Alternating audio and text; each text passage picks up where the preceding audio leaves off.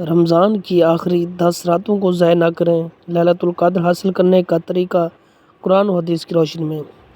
Last 10 nights of Ramadan, how to get لیلۃ القدر Islamic رمضان۔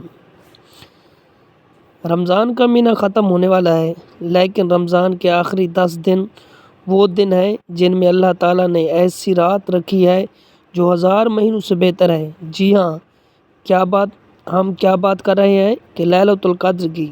اگر کوئی شخص اس رات کو پا لے تو اس کی زندگی بدل سکتی ہے۔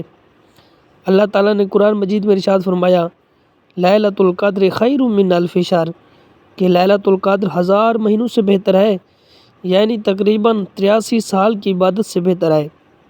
نبی کریم رؤوف الرحیم صلی اللہ علیہ وسلم لیلۃ القدر کی رات میں جب رمضان کے آخری 10 دن آتے تو حضرت اماں عائشہ صدیقہ فرماتی ہیں کہ حضور نبی کریم رؤوف الرحیم صلی اللہ علیہ وسلم رمضان کے آخری 10 دنوں میں اعتکاف فرماتے تھے کہ نبی کریم رؤوف الرحیم صلی اللہ علیہ وسلم رات کو زیادہ عبادت کرتے، اپنے گھر والوں کو بھی جگاتے، عبادت میں زیادہ محنت کرتے،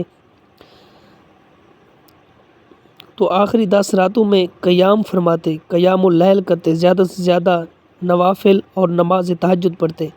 نبی کریم رؤوف الرحیم صلی اللہ علیہ وآلہ وسلم نے فرمایا، جو شخص ایمان کے ساتھ لیلۃ القدر میں عبادت کرے اس کے پچھلے گناہ معاف کر دیے جاتے ہیں۔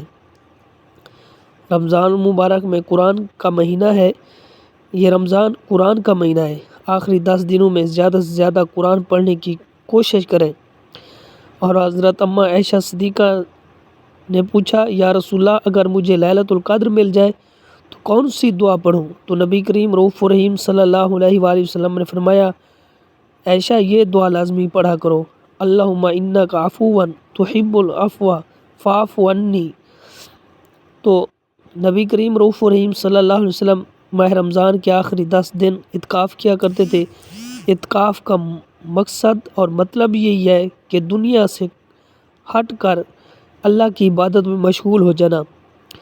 اور لوگوں میں یہ چند غلطیاں پائی جاتی ہیں کہ آخری 10 دنوں میں اکثر لوگ بازاروں میں وقت ضائع کر دیتے ہیں، موبائل اور سوشل میڈیا پر لگ جاتے ہیں، عبادت کم کرتے ہیں، حالانکہ یہ وہ وقت سب سے زیادہ قیمتی ہوتا ہے۔